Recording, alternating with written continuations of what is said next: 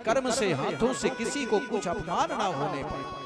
प्रयास करना चाहिए, अज्ञानता में हो जाए कोई बात नहीं, लेकिन जान करके अपराध करोगे तो महाराज अन्य क्षेत्रे कृतम पापम और धर्म क्षेत्रे विनश्यति और धर्म क्षेत्रे कृतम पापम वज्रलेपो भविष्यति।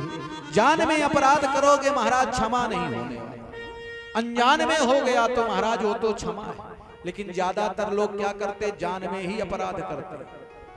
अधिकतर लोग जान में अपराध करते, बाद में कहेंगे ना। अच्छा, अपराध का प्रायश्चित जानते हो कब होता है? हर मानव के जीवन में होता है। जो भी हम अच्छा बुरा करते हैं सब यही प्राप्त होता है, कहीं जाने की आवश्यकता नहीं। बोले कैसे प्राप्त होता है? जिस समय हमारे आपके जीवन में वो समय आता है, वृद्धावस्था में प्रवेश होते हैं, उस समय केवल परमात्मा की याद आती है। क्यों?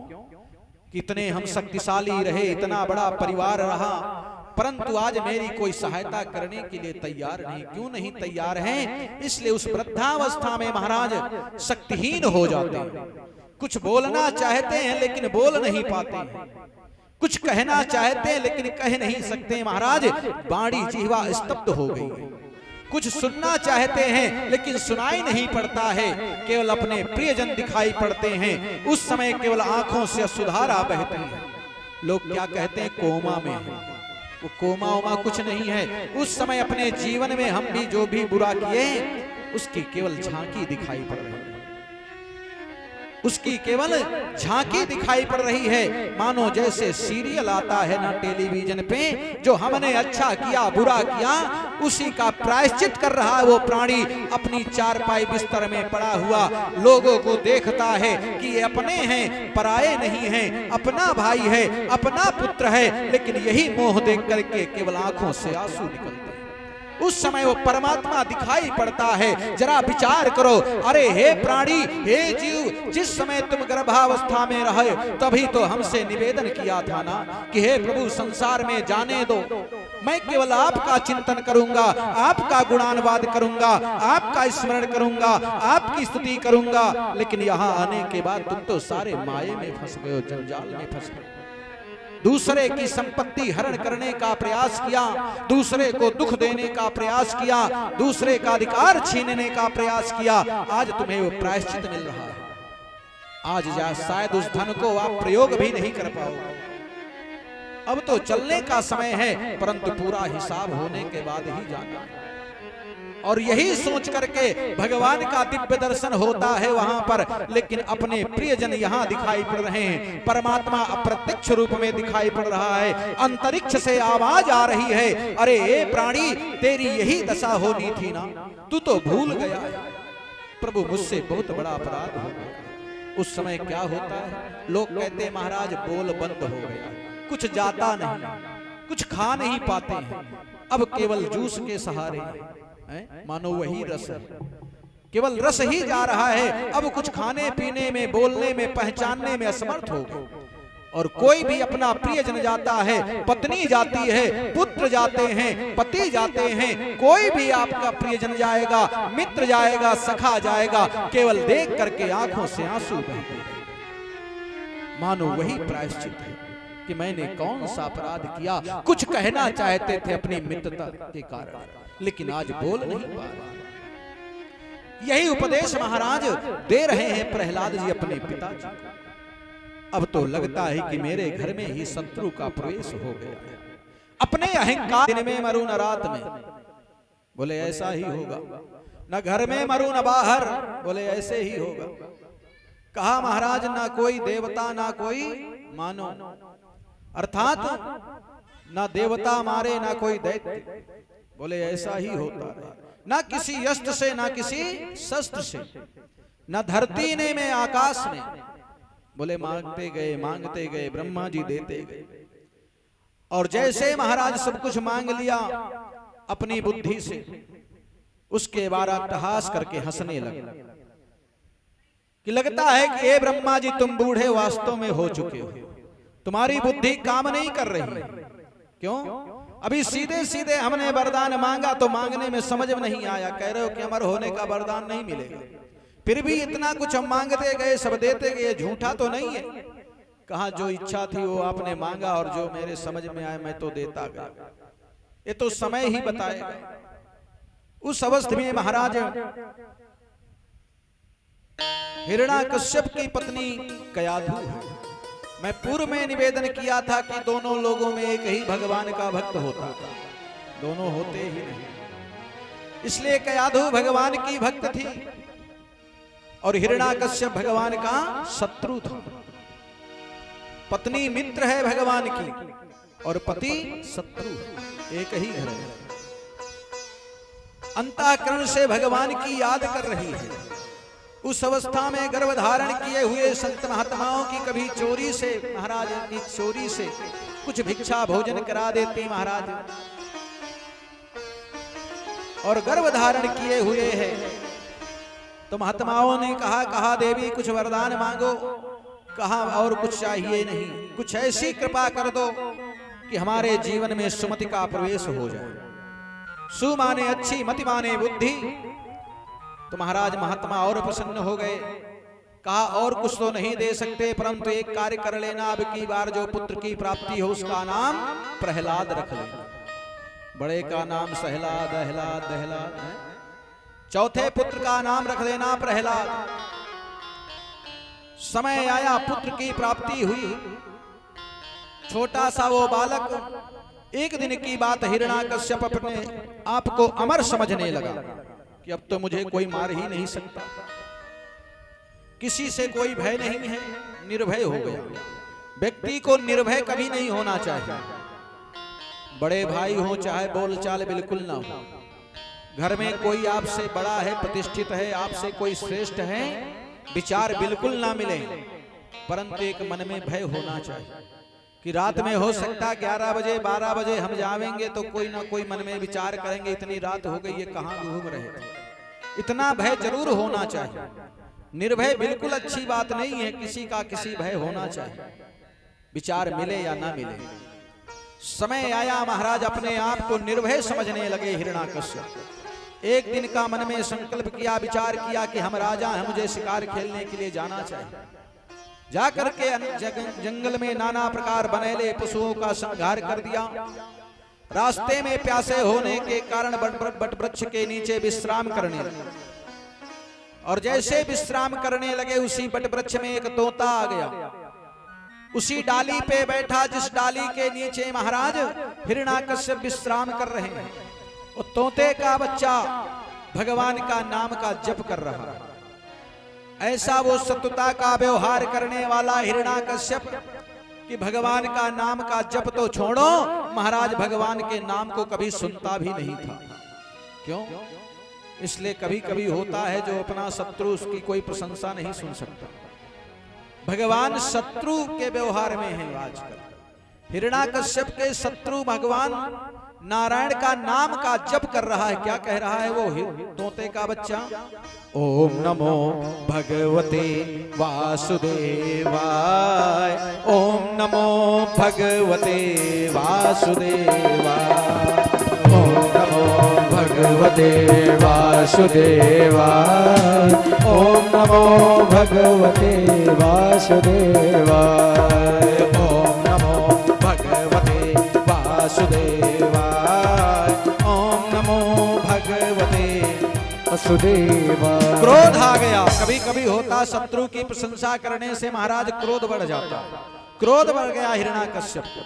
धनुष और बाण निकाला, मारने की इच्छा किया, लेकिन भगवान के भक्त को कौन मार सकता है।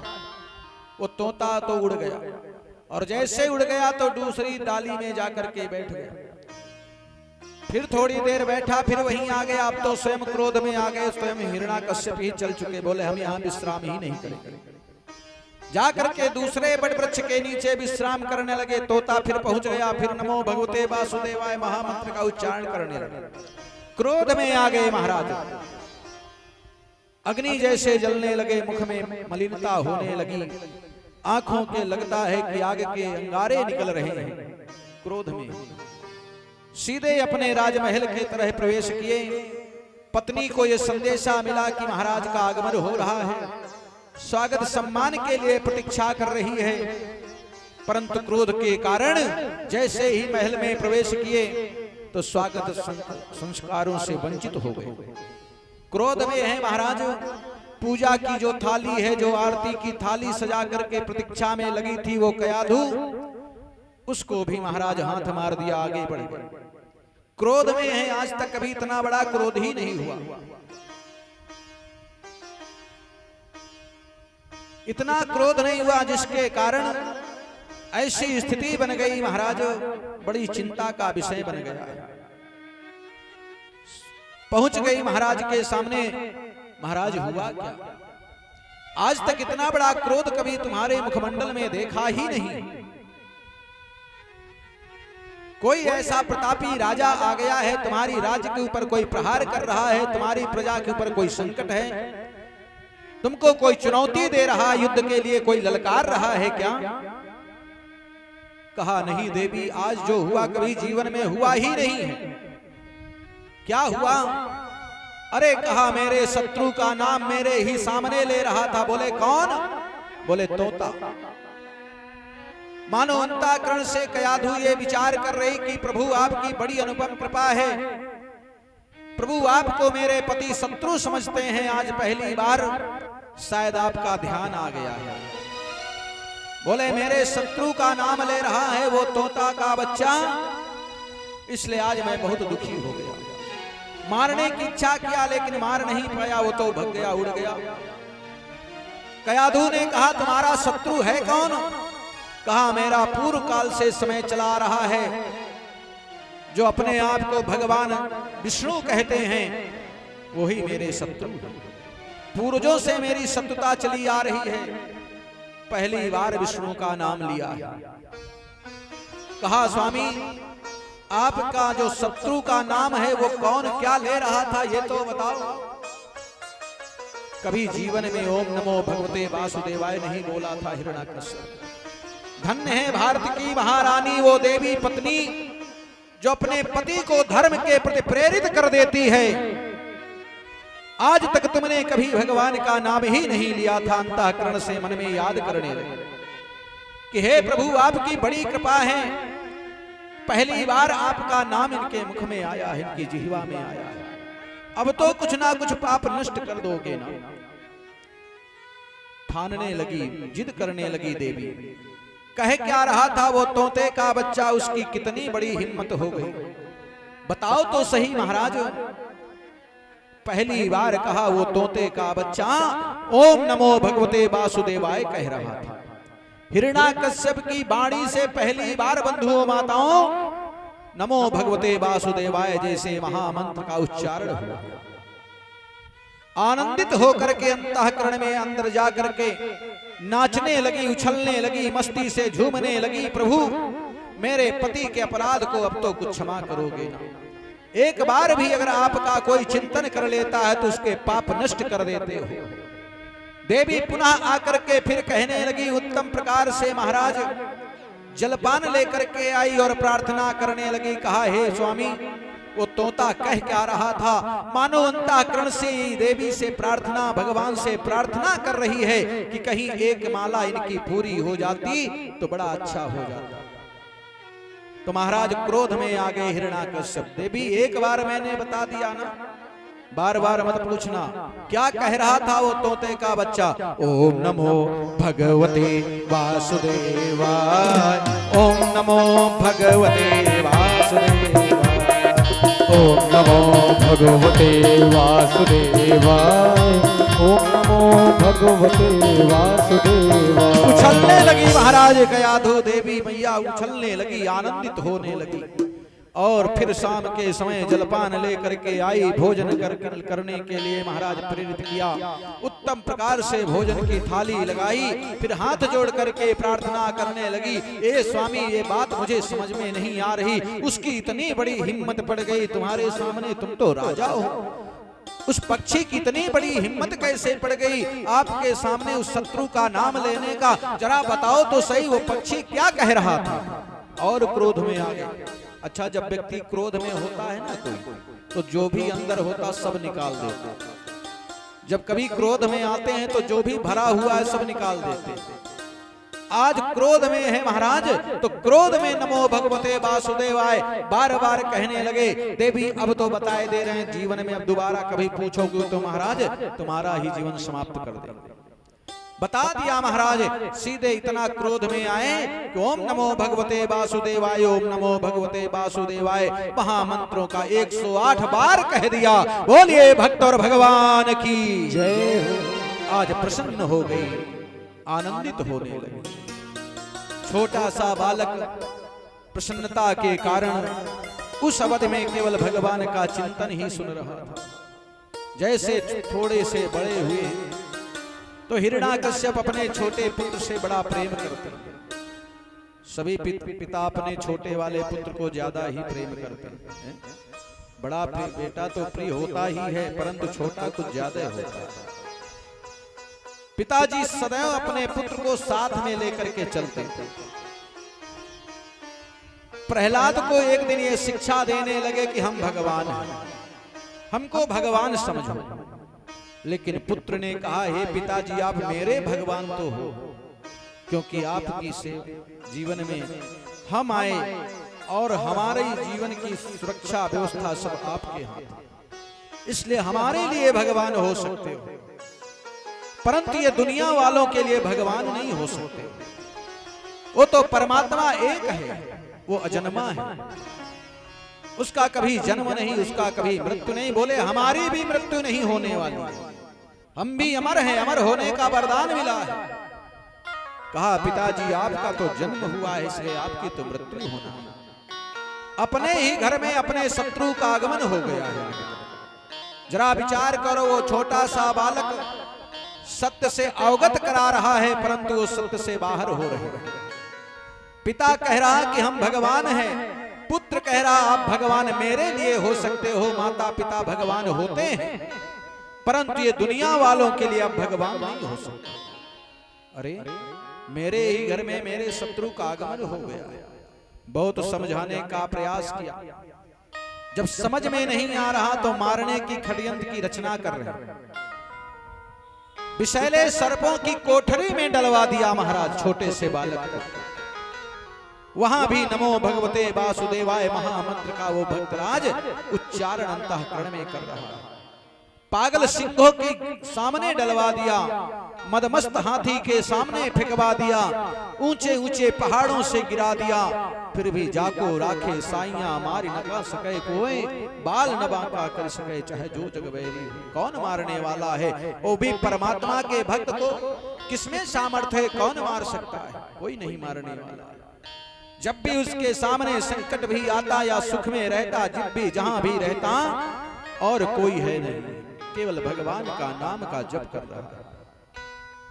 सीताराम जय सीताराम,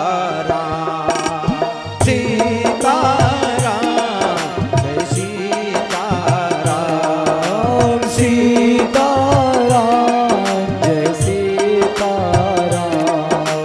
सीताराम जय सीताराम, सीताराम जय सीताराम, सीताराम जय सीताराम, सीताराम जय सीताराम, सीताराम जय सीताराम, सीताराम जय सीताराम, राजा राम जय राजा राम, राजा राम जय राजा राम, राजा राम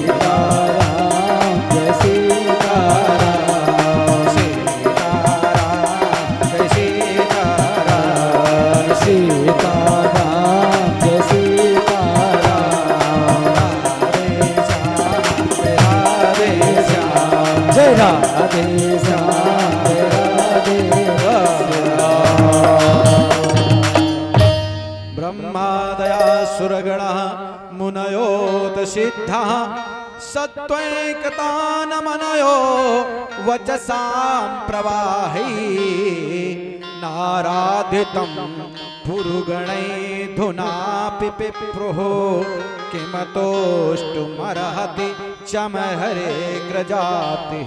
अर्थात हरि से बढ़कर के इस संसार में बंधु माताओं कुछ है ही नहीं। हरिर्नामम हरिर्नामम हरिर्नामम तथैव च। यही उपदेश अपने पिता को दे रहे हैं कि हे पिताजी, आप भगवान मेरे हो सकते हो, परंतु ये नारायण के स्वरूप में वो तो नारायण है, इसलिए वो जगत का पिता, वो जगत पिता कहलाता है, इसलिए आप मेरे पिता हो सकते हो, भगवान मेरे लिए हो सकते हो, संसार के आप भगवान नहीं हो सकते। उपदेश हो रहा है। मन्ने धनाभिजन रूप तपासुतौस्तः प्रभवा बल पौरुष बोधि योगः नाराधनाय हि भवन्ति परस्य पुंसो भक्त्या तुतो स भगवान ययोथवस्थः। अनेक बार मारने का प्रयोग किया महाराज, अनेक खड़यंत्र की रचना किया, विषैले सर्पों की कोठरी में डलवाया, मदमस्त हाथी पागलों के सामने डलवाया, ऊंचे ऊंचे पहाड़ों से गिरवाया, परंतु भगवान की अद्भुत कृपा सदैव अपनी गोद में लेते रहे। ओ करहूं सदा तिन की रखवारी जिम बालक राखे महतारे। राम सिया राम जय जय राम, राम सिया राम जय जय राम। करहु सदा दिन की रखवारी, करहु सदा दिन की रखवारी, करहु सदा दिन की रखवारी, करहु सदा दिन की रखवारी, करहु सदा दिन की रखवारी, करहु सदा दिन की रखवारी जिन बालक राखे महतारी, जिन बालक राखे महतारी। जब जब भक्त के ऊपर कष्ट आता है तो भगवान अपनी गोद में लेते हैं। जरा विश्वास करके तो देखो, उनकी शरण में जाकर के देखो, जगत के रंग क्या देखें, तेरा दीदार काफी है।